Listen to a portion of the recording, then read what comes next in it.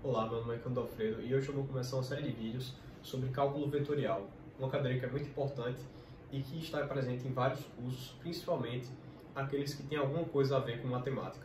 Por exemplo, matemática, física ou qualquer engenharia, você vai ter que passar por essa matéria. E cálculo vetorial, basicamente, é um amadurecimento das ideias de vetor, que você tinha, por exemplo, no ensino médio, e vai te preparar para pensar o que é um vetor durante toda a faculdade. Ou seja, basicamente isso aqui é um pilar para a matemática universitária. E para a gente começar essa análise sobre o que é o cálculo vetorial, a gente vai ter que começar a estudar o que é um vetor. Para começar a estudar o que é um vetor, a gente tem que começar com algumas definições. A primeira definição é de segmento orientado. Segmento orientado é basicamente um segmento de reta que tem início e tem fim, definidos. Como por exemplo, vamos supor que a gente tem um ponto A aqui e um ponto B aqui. E a gente traça um segmento de reta.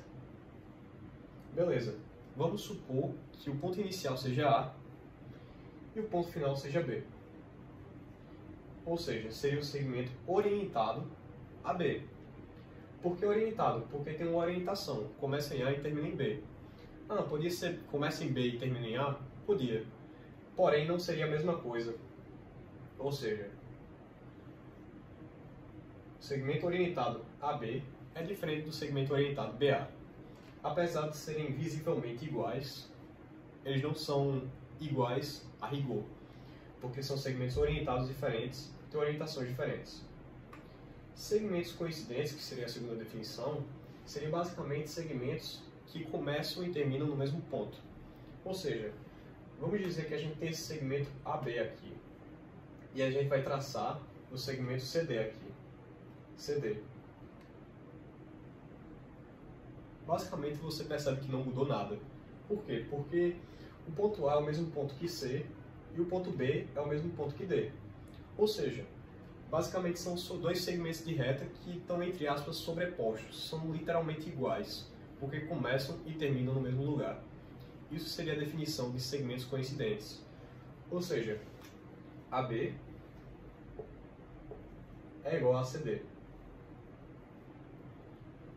A terceira definição seria de segmento nulo, que seria aquele segmento que começa e termina no mesmo lugar. Ou seja, o ponto inicial, vamos dizer que é A, e o ponto final seria B. Basicamente, você consegue, inclusive, notar que não tem nem dimensão aqui. Não dá nem para mensurar o quanto é esse segmento mede, porque começa e termina no mesmo lugar. Seria uma coisa totalmente pontual. Seria o segmento nulo, esse daqui. Ou seja, AB seria basicamente nada, se você for medir. O comprimento desse segmento orientado, que seria essa quarta definição, seria basicamente o mensuramento de quanto ele tem de unidades. Ou seja, se a gente tem, por exemplo, esse segmento AB, a gente pode dizer que ele tem, por exemplo, 5 centímetros, tem 5 quilômetros, 2 quilômetros. Vai depender da questão que a gente está abordando. Ou seja, na situação que a gente estiver estudando, vão ter diferentes valores que a gente pode encontrar para um segmento. Ou seja, a gente pode medir esse segmento orientado baseado nas circunstâncias que a gente está vendo a questão. E a reta suporte, que seria essa quinta definição, seria basicamente a reta em que o segmento de reta está posicionado. Ou seja, a gente sabe que esse segmento de reta é basicamente uma parte de uma reta muito maior. Ou seja, a gente pode estender aqui e basicamente notar que isso daqui é a reta suporte desse segmento de reta. E nesse caso, por que é importante saber o que é reta suporte? Porque a gente percebe que dois segmentos de reta que estão na mesma reta suporte ou estão em retas suportes paralelas têm a mesma direção, ou seja, você consegue visualizar que eles têm basicamente a mesma angulação, eles são literalmente paralelos. Ou seja, basicamente isso daqui são as 5 definições que a gente começa a estudar o cálculo vetorial, e agora a gente vai partir para o conceito de equipolência, que seria para a gente começar a entender realmente o que é um vetor. Como eu estava dizendo, agora a gente vai analisar o que são segmentos orientados equipolentes. Nesse caso, a gente vai analisar a partir do pressuposto de 3 fatores. O primeiro é o comprimento, o segundo é a direção e o terceiro é o sentido. Se você perceber que esses 3 são iguais em 2 segmentos orientados diferentes, eles são equivalentes. Traduzindo, se você tem aqui 2 segmentos, AB e CD, e eles têm o mesmo comprimento, a mesma direção e o mesmo sentido, eles são equivalentes. E você pode denotar desse jeito, AB, tiozinho, CD. Ou seja, isso aqui é a notação geral para você mostrar que um segmento é equivalente a outro. Basicamente você consegue ver outros exemplos aqui, mas eu vou exemplificar isso com as propriedades dos segmentos equivalentes. A primeira propriedade é a propriedade reflexiva. A propriedade reflexiva é que basicamente um segmento orientado AB é equivalente a ele mesmo. Ou seja, se você tem um segmento orientado AB, você tem que AB, tiozinho, AB. Ou seja, AB é equivalente a AB. Basicamente isso. É uma coisa muito simples, porém é uma propriedade que tem que ser aprendida. A segunda propriedade é assimétrica. Ou seja, se você tem que AB é equivalente a CD, você tem que CD é equivalente a AB. Que também é uma regra muito simples, muito prática, porém também tem que ser estudada e está dentro do rol aí de propriedades que precisam ser aprendidos. A terceira propriedade é a transitiva, que é basicamente o seguinte: vamos supor que a gente tem esses 3 segmentos orientados, AB, CD e EF. Se AB for equivalente a CD e CD for equivalente a EF, é a mesma coisa que dizer que AB é equivalente a EF. Ou seja, basicamente, isso é regra transitiva. A quarta regra é que se AB for equivalente a CD, BA é equivalente a DC. Ou seja, se você tem aqui esse AB equivalente a CD, os opostos desses segmentos vão ser equivalentes também. Ou seja, se AB é equivalente a CD, DC é equivalente a BA. A quinta regra é basicamente essa daqui do paralelogramo. Que se você tem que AB é equivalente a CD, você tem que a mesma coisa que AC é equivalente a BD.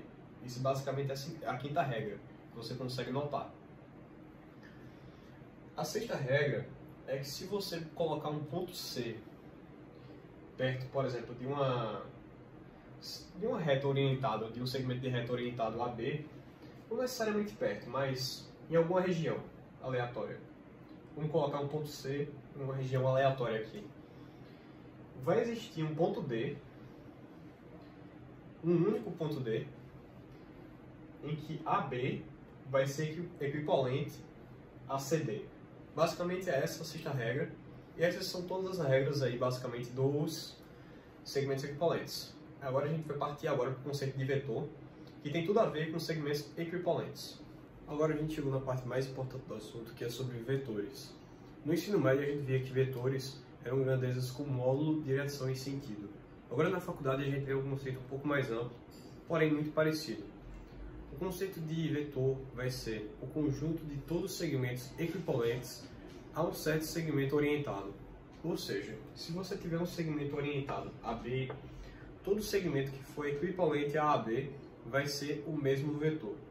Ou seja, esse vetor U, esse vetor V e esse vetor W, por terem comprimento, direção e sentido iguais, são o mesmo vetor, independentemente da posição. Ou seja, se você encontrou 2 segmentos equivalentes, automaticamente eles são o mesmo vetor. E tendo isso em vista, tendo essa definição de vetor em vista, como a gente vai plotar um vetor no plano cartesiano? Basicamente, a gente vai fazer parecido com um segmento de reta, só que um pouco diferente. Vamos dizer que o primeiro ponto aqui desse vetor seja A e o segundo seja B. A gente faz o seguinte, a gente traça uma seta a partir do ponto original, que seria A, até o ponto final. Basicamente isso. Para você botar um vetor dentro de um plano cartesiano, você traça uma seta do ponto inicial do vetor até o ponto final do vetor. Ou seja, você tem uma seta aqui para cá. Esse aqui vai ser o vetor. Isso é muito bom porque você consegue até verificar qual o sentido que o vetor está posicionado. Tendo isso em mente, a gente já sabe a definição de vetor e já sabe como plotar ele no plano cartesiano. Agora o que falta é saber uma forma mais enxuta da gente representar o vetor. Por exemplo, na equação matemática. Nesse caso, a gente pode representar por meio de uma letra. Por exemplo, U, V, W. Ou com um par de letras, por exemplo, AB. Tendo A o ponto inicial e B o ponto final. Nos dois casos, a gente tem que colocar uma flechinha para a direita em cima da letra ou do par de letras. Tem que ser uma flechinha para a direita, não pode ser para a esquerda, não pode ser para cima, não pode ser para baixo, por causa de uma definição matemática. Tem que ser necessariamente para a direita. Ou seja, temos essas duas formas aqui de representar um vetor. Tendo isso em vista, a gente também consegue representar a igualdade entre vetores com sinal de igualdade. Não que nem na equipolência, que a gente representava por meio de um tio. Agora, como o caso são vetores, quando dois vetores forem iguais, você representa eles com uma igualdade com o sinal de igualdade, não com o sinal de equipolência. Nesse caso, a gente já sabe o que é um vetor, já sabe como representar no plano cartesiano e já sabe como representar de uma forma enxuta para usar nas equações. Agora, para a gente manipular o vetor para fazer mais propriedades, descobrir novas coisas, a gente precisa de algumas propriedades matemáticas. E a primeira delas vai ser a adição. A propriedade de adição dos vetores é diferente da propriedade de adição, por exemplo, algébrica, que 1 mais 1 é igual a 2, 2 mais 2 é igual a 4. Com o vetor, nem sempre 1 mais 1 vai ser igual a 2, e nem sempre 2 mais 2 vai ser igual a 4. Tendo isso em vista, como é que a gente faria a soma de vetores então? Vamos dizer que a gente tem dois vetores, U e W, e a gente quer somar eles. A gente quer ter um U mais W. Para fazer um vetor U mais W, a gente faz mais ou menos o seguinte. A gente pega o vetor U, o final do vetor U, e junta com o começo do vetor W. Aí vai fazer uma forma geométrica. Você pega o ponto inicial de U e junta com o ponto final de W, para representar a soma. Talvez não fique muito claro aqui, porque eles estão alinhados. E inclusive fica mais fácil sendo alinhados. Basicamente é como se você estivesse juntando essa seta aqui. Basicamente isso, para formar esse vetor soma. Mas quando você tem dois vetores que estão desalinhados, como esse J e esse H, como é que você faz? Você faz a mesma coisa. Você pega o final do primeiro, o final desse J, e junta com o começo de H. Aí essa forma geométrica aqui, esse chapeuzinho aqui, esse telhadinho, você pega o ponto inicial dele e traça um vetor até o ponto final. Isso daqui vai ser a soma vetorial desse J com esse H. Para deixar mais claro, eu vou mostrar algumas propriedades de adição aqui. Primeiramente, a gente vai mostrar com uma parte mais geométrica, e quando for desenvolvendo mais a matéria, eu vou mostrar com uma parte um pouco mais com números. Porém, agora a gente vai se ater a essa parte mais geométrica da adição de vetores. Agora eu vou mostrar quais são as propriedades da soma vetorial. A soma vetorial, logicamente, é diferente da soma algébrica, porém, as propriedades talvez se assemelhem um pouco, parecem um pouco parecidas. E assim vamos explicar as regras que existem nessa soma vetorial. A primeira, que é a associativa, indica que se você tem uma soma vetorial entre dois vetores A e B, e depois fazer uma soma vetorial com C, é a mesma coisa que você fazer uma soma vetorial de A com B mais C. Observando, parece muito intuitivo, e realmente é. Ou seja, é uma coisa que a pessoa realmente consegue decorar da primeira vez que vê, e muitas vezes não precisa nem decorar. A pessoa tecnicamente já sabe quando olha isso. A segunda propriedade é a comutativa. A comutativa indica que se você tem dois vetores, vamos dizer A e B, o vetor A mais o vetor B vai ser a mesma coisa que o vetor B mais o vetor A. Basicamente é uma coisa muito simples, também totalmente compreensível. A terceira propriedade é o elemento neutro, que se você tem um vetor A e você soma ao vetor neutro, vetor nulo, perdão, vai ser o próprio vetor A. Ou seja, qualquer vetor somado ao vetor nulo vai ser automaticamente ele mesmo. Ou seja, o vetor nulo realmente é o elemento neutro aqui da soma vetorial. Quarta propriedade assimétrica, que no caso, se você tem um vetor A, vai sempre existir um vetor menos A, para o qual A mais menos A é igual a vetor nulo. Não é igual a zero, é igual a vetor nulo. Isso daqui é regra, você não pode errar. Sempre quando você for colocar o vetor nulo, você tem que colocar a setinha para a direita aqui em cima, porque não deixa de ser um vetor. Basicamente, isso daqui são as propriedades da soma vetorial, muito parecidas, inclusive, com as propriedades algébricas, porém com algumas diferenças. E tendo isso em vista, a gente já termina as propriedades aqui de adição. Vai ser desenvolvido mais coisas posteriormente, à medida que a gente for vendo mais assuntos, mas por enquanto vamos nos limitar a isso aqui. Agora a gente vai ver a multiplicação de um vetor por um escalar. Um escalar a gente pode definir como qualquer número real, pode ser 3, pode ser 2, pode ser 4, pode ser menos 2, pode ser 0 até. Mas enfim, isso daqui vai ser mais ou menos a fórmula geral que a gente vai seguir aqui. Um escalar vezes um vetor. O que acontece? Quando esse escalar aqui é maior que zero, o que acontece? O vetor continua no mesmo sentido e na mesma direção.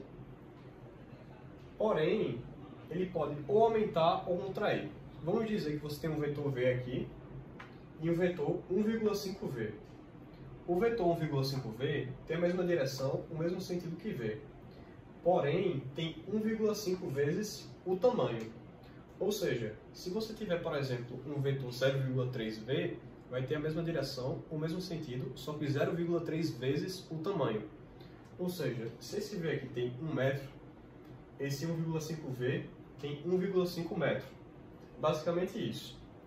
Quando o lambda é negativo, quando esse escalar é negativo, quando você tem um vetor aqui, vamos dizer, nesse sentido, nessa direção, um vetor com lambda negativo vai ter o sentido oposto. Vai ter a mesma direção, mas sentido oposto.